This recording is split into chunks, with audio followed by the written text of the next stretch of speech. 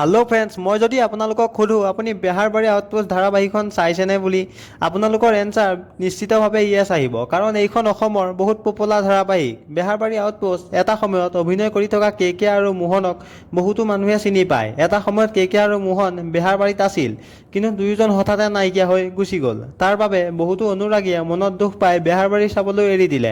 তাৰ মাজতে এজন ময়ো হয়। বেহাৰবাৰী আউটপোষ্ট চোৱাসকলে এই খবৰটো শুনি ভাল পাব যে কে আৰু মোহন আকৌ বেহাৰবাৰী আউটপোষ্টত অলমষ্ট ঘূৰি আহিছে। কিন্তু কেতিয়া? সকলোবোৰ কম, ভিডিঅ'টো শেষলৈকে চাই থাকিব। আপোনালোকক মই এটা সৰু ক্লিপ দেখুৱাইছোঁ, আগতীয়াকৈ চাই লওক।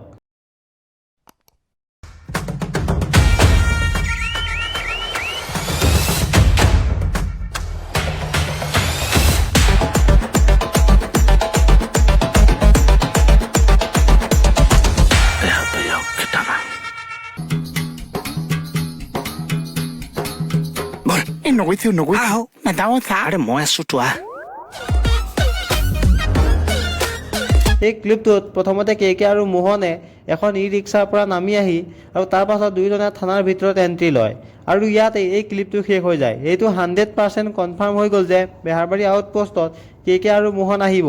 এতিয়া আপোনালোকে ভাবিব পাৰে, কিন্তু আহিব কেতিয়া?